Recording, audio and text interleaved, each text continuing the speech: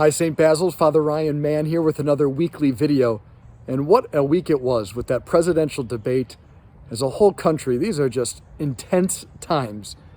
And as I was watching it this week, an hour and a half long, I thought to myself, for those who have already made up their minds on who they're going to vote for as a president, can I invite you to the next debate, instead of watching the whole hour and a half and getting annoyed or embarrassed or whatever you might be feeling, to stop for 20 minutes and pray a rosary for our country? I think we're going to do more good for this upcoming election through prayer and depending on God than we're ever going to do talking to family, friends, getting in fights, trying to figure out how to talk about the political landscape we're in. Let us turn to Our Lady in this time and pray a rosary for our country instead of watching the whole debate. This past week, I was able to go down to our school again, and I found that some parishioners aren't exactly sure, do we have a school? Don't we? And I'm new, so I'm learning as well.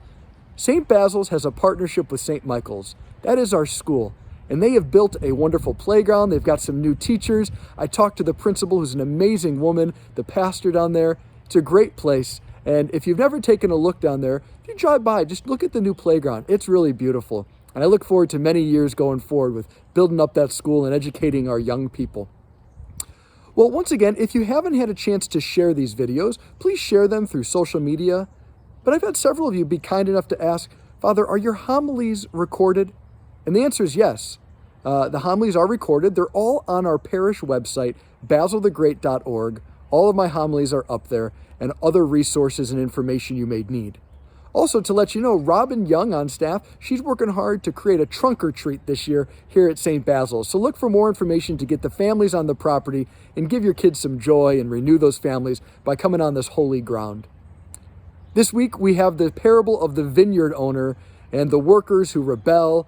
And it's another intense parable that Jesus tells these stories to affect our guts, to really get us moved and kind of wrestle with these stories.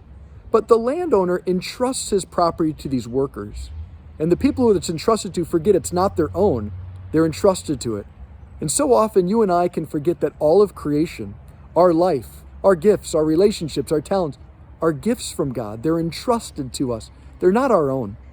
And so often we forget to give gratitude and praise for them.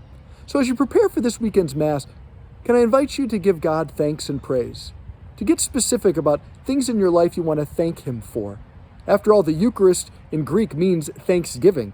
And so at the heart of the Mass is standing with Jesus before the Father by the power of the Holy Spirit, saying thank you for all the gifts in our lives. And so this week as we prepare, let us discover the things we're grateful for and point back to the source, our loving Father. Pray for me, and I look forward to seeing you this weekend.